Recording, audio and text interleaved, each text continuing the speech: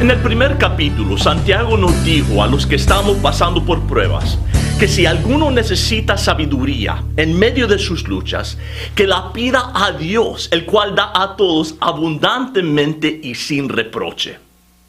Pues ahora en el capítulo 3, Santiago nos va a hablar de lo que es la verdadera sabiduría y a dónde se encuentra.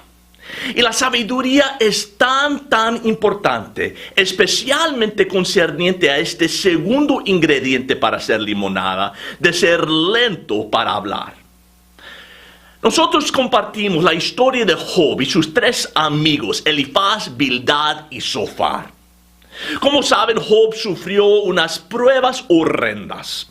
Él perdió su ingreso, perdió su negocio, perdió sus riquezas, pero lo más trágico que perdió a sus 7 hijos y 3 hijas en un terrible accidente. Después él fue afligido con tumores de cabeza a pies.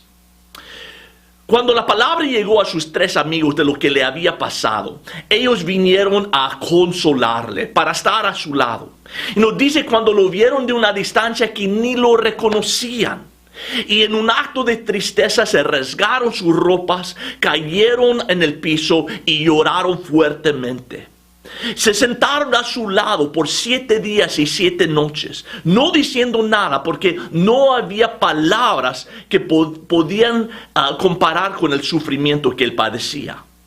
Y hasta este punto sus amigos estaban haciendo súper bien. Ellos vinieron para acompañarle, para estar en su lado en tiempo de necesidad. Y eso a veces es lo único que nosotros tenemos que hacer.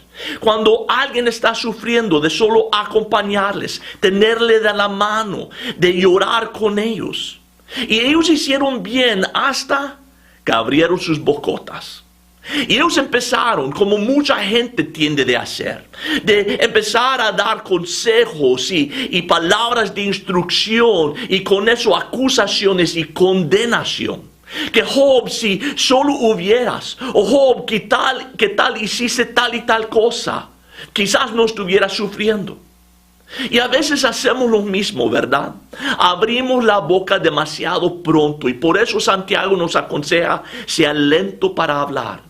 Ten cuidado con el consejo que compartes, en lo que dices a otros cuando están pasando por prueba. No sea pronto para hablar, pero ten cuidado. ¿Por qué? Verso 1 nos dijo, hermanos míos, no os hagáis maestros muchos de vosotros, sabiendo que recibiremos un juicio más severo. Los maestros aquí no son necesariamente pastores o maestros de escuela dominical, sino todo aquel que quiere compartir sabiduría a los demás cuando ellos están pasando por pruebas. Pero pastor, ¿no dijo usted que uno de los productos de pasar por pruebas es que nosotros ahora somos equipados para ministrar consolación a otros que están pasando prueba? Es cierto que 2 Corintios 1, 3 a 4 dice, bendito sea el Dios y Padre de nuestro Señor Jesucristo, el cual nos consuela en toda tribulación nuestra. ¿Para qué?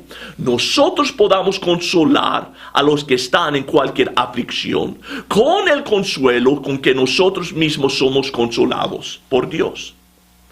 Es cierto que cuando pasamos por una prueba, Dios nos encuentra allí y nos ministra a través de la tribulación. Y entonces nosotros podemos tomar ese consuelo y usarlo para ministrar a otros. Pero note, uno no puede consolar si no ha sido consolado. ¿Me explico? No puedo consolar a los demás si yo no he sido consolado por el Señor. Y Dios nos consuela, no para hacernos cómodos, sino para convertirnos en consoladores. Fue A.W. Tozer que una vez dijo, Dios nunca utiliza una persona poderosamente hasta que lo ha probado profundamente. Hay personas a todo alrededor nuestro que están sufriendo, ¿saben?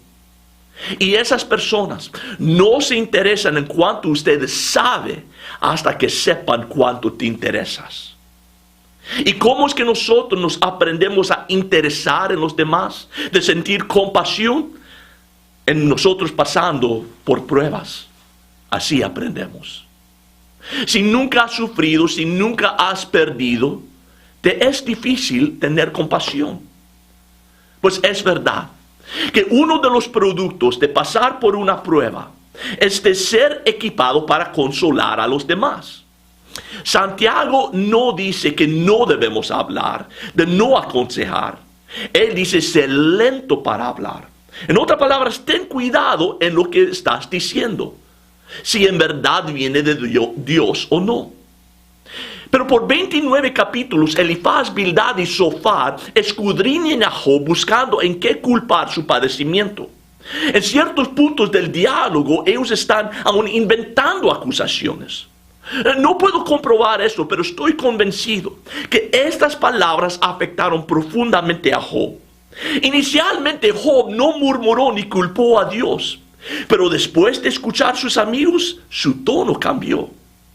Al principio de la prueba, Job hace esta increíble proclamación de adoración. Dice: desnudo salí de la vientre de mi madre y desnudo volveré allá. El Señor dio y el Señor quitó. Bendito sea el nombre del Señor. Y comenta el autor: en todo esto, Job no pecó ni culpó a Dios. Impresionante. Pero después de 29 capítulos de siendo zarandeado por sus supuestos amigos, Job se exaspera, se siente derrotado y empieza a dudar y retar las decisiones de Dios. Y dice: si tan solo alguien me escuchara, miren, voy a respaldar mi defensa con mi firma. Que el Todopoderoso me responda, que escriba los cargos que tiene contra mí. Por eso Santiago nos dice: ten cuidado, sé lento para hablar, lento para dar consejo, lento para dar sabiduría. ¿Por qué? Porque otra vez, verso 1 dijo: algún día tendremos que dar cuentas por todo lo que hemos dicho. Y después nos dice, versos 3 al 6, nos recuerda que nuestras palabras son poderosas. Son como la freno en la boca de un caballo o el timón de un enorme barco que puede conducir a otros a bendición o a destrucción. Que nuestras palabras son como un fuego que pueden calentar a la gente o los puede quemar. Pues tengamos cuidado en cómo la usamos. Las palabras que decimos, que provengan de arriba y no de la fosa. Ahora, Santiago nos va a compartir con nosotros cómo podemos venir al lado de un hermano o hermana que está bajo prueba y ministrarles y consolarles y ser de una bendición a ellos. Pero Santiago comienza haciéndonos una pregunta. En verso 13 dice: ¿quién es sabio y entendido entre vosotros? ¿Te piensas sabio? Dice que muestra por su buena conducta sus obras en mansedumbre de sabiduría. Él dice: si somos verdaderamente sabios, ¿debemos qué? ¿Ser rápidos de hablar?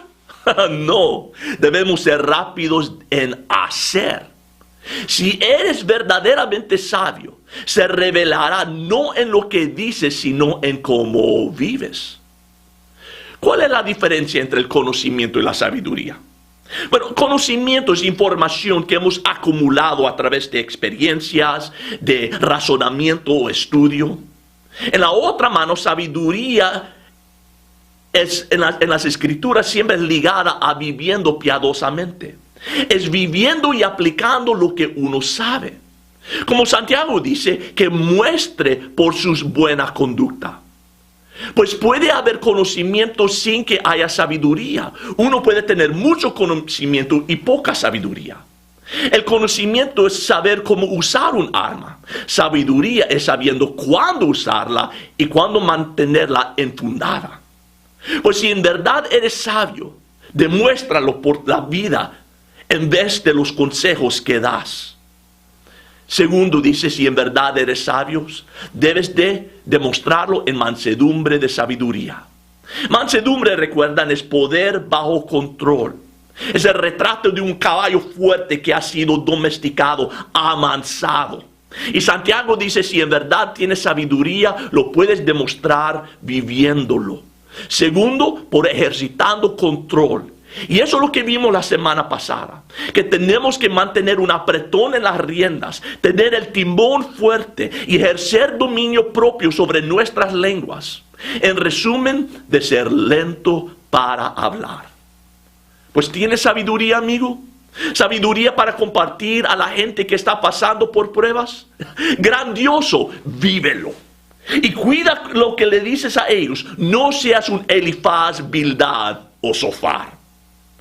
Santiago ahora hablará de dos diferentes tipos de sabiduría que encontramos en este mundo.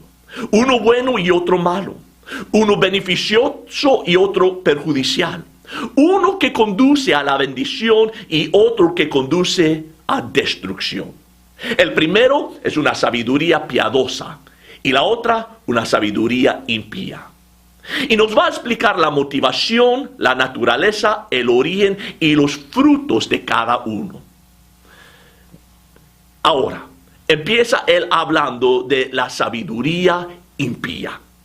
Él dice, versículo 14, pero si tenéis celos amargos y ambición personal en vuestro corazón, no seáis arrogantes y así mintáis contra la verdad.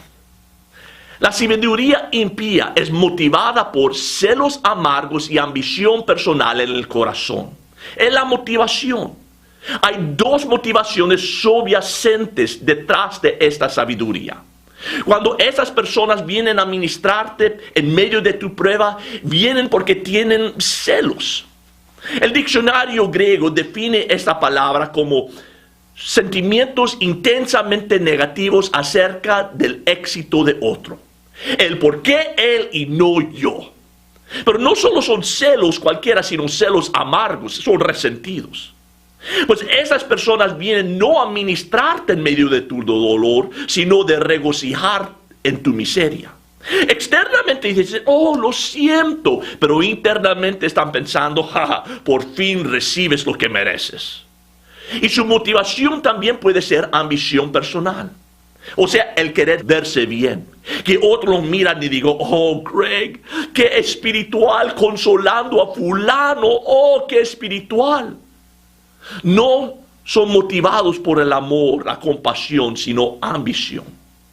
Y como resultado, esa es la naturaleza de la sabiduría impía. Son arrogantes y mienten contra la verdad. En otras palabras, no están comportándose verazmente. Son hipócritas, disimulando que son alguien quien no son. Santiago dice que si tienes esta clase de sabiduría, esta motivación, mejor cállate. No quiero ser grosero, pero dice mejor cierra la boca. No digas nada. Pero si tu motivación no es de consolar, sino secretamente regocijar de la desgracia de los demás, o porque quieres que la gente piense que tú eres sabio, no lo hagas, no digas nada. Porque tus palabras harán más mal que bien. Y algún día tendrás que dar cuentas a Dios, no solo por lo que dijiste, pero la motivación que tuviste. Verso 15. Esta sabiduría no es la que viene de lo alto. Su origen no es de Dios, sino es terrenal, natural y diabólica.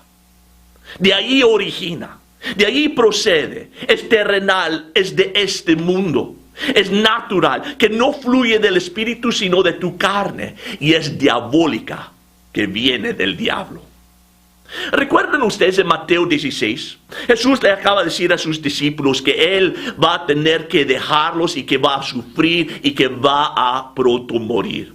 Pero Pedro, al escuchar esto, reprendió a Jesús diciendo, esto nunca te sucederá. Jesús miró a Pedro y dijo, quítate de delante de mí, Satanás. O sea, Pedro se dejó manipular por Satanás y regañó al Señor y lo tentó de esquivar la cruz. Satanás lo usó para hablar palabras que no debería haber hablado. Pues eso es el origen de la sabiduría impía. El mundo, la carne y al diablo. ¿Y qué produce esta clase de sabiduría? Verso 16. Porque donde hay celos y ambiciones personales, recuerda, esas son las motivaciones. Porque donde hay celos y ambiciones personales, ahí hay confusión y toda cosa mala. Aquí está el fruto de esta clase de sabiduría: confusión, tumulto, inquietud, conflictividad, falta de armonía, trae caos. ¿Y no piensas que eso describe bien lo que sufrió Job al escuchar Elifaz, Bildad y Zofar? Job fue de bendito sea el nombre del Señor a decir que el Todopoderoso me conteste. Sabiduría impía es un fuego que quema a las personas, crea confusión y conflicto. Y también dice el fruto de toda cosa mala.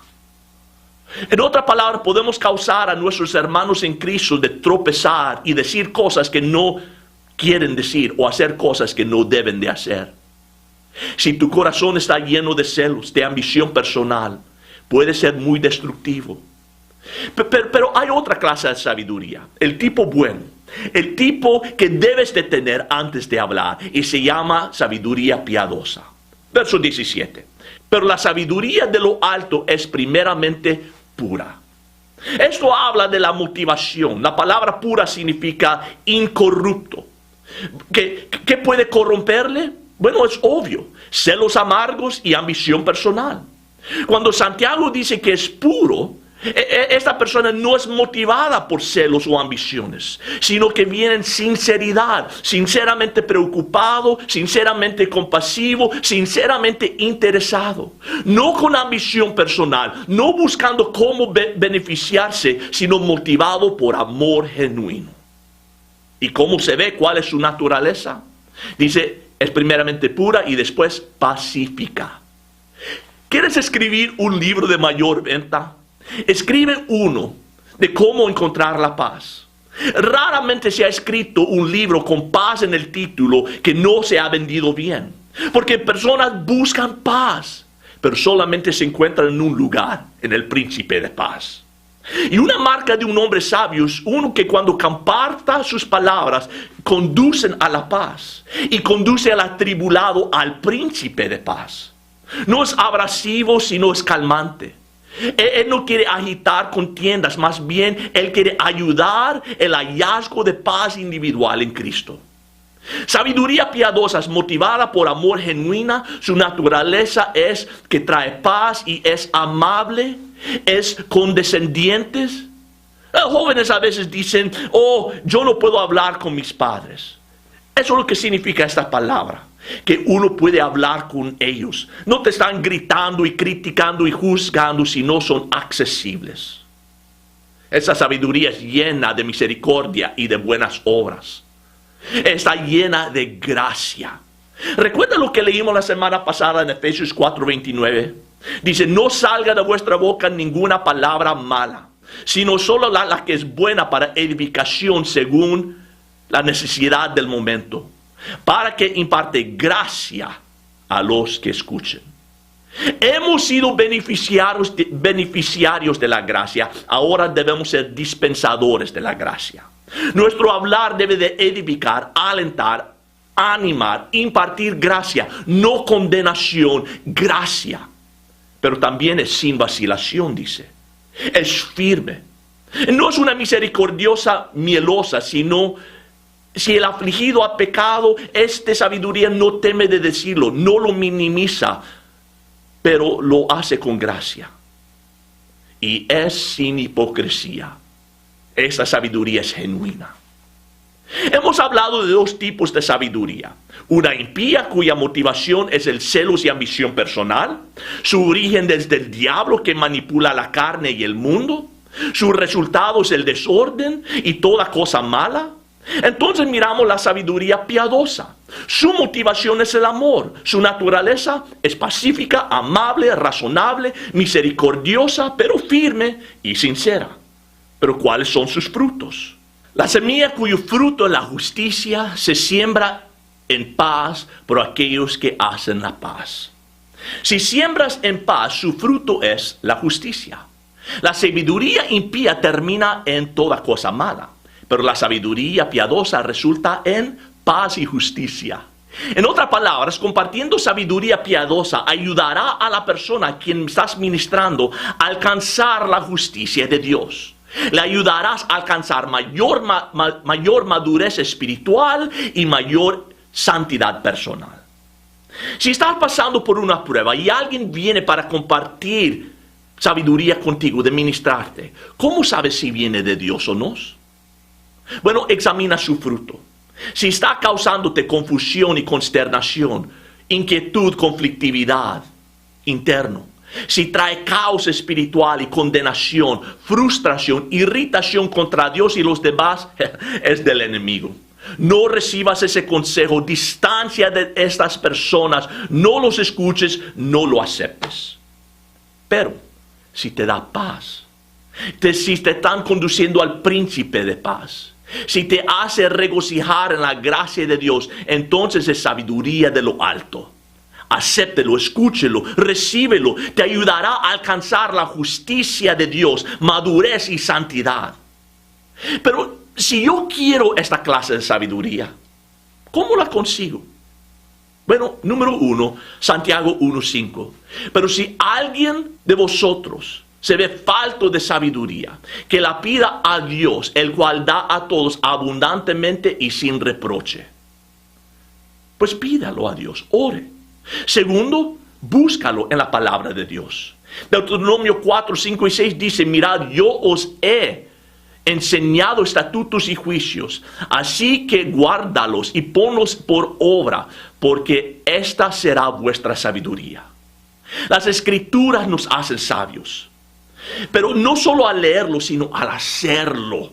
Leer trae conocimiento, el hacer es sabiduría.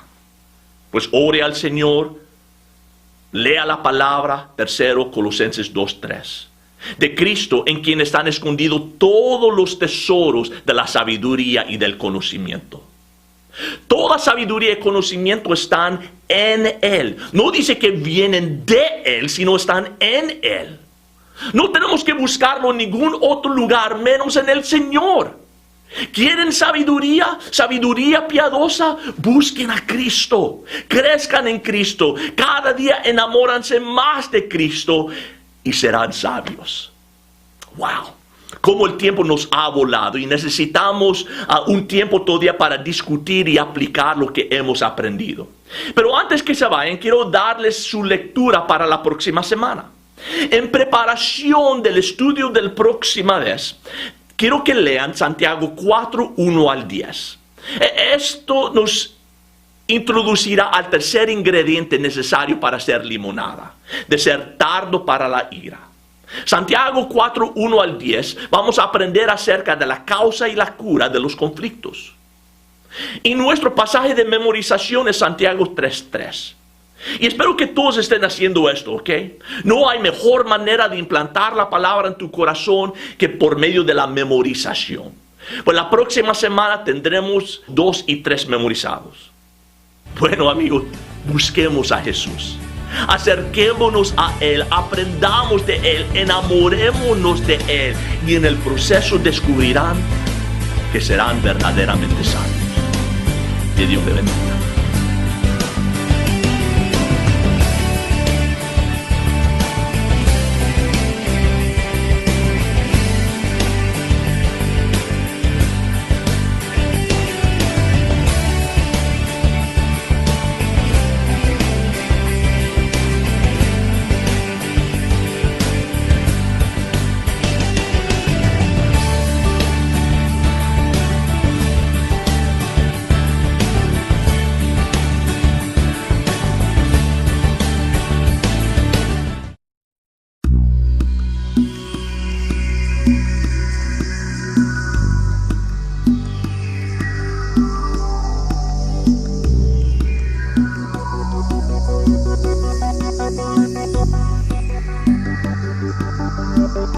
Thank you.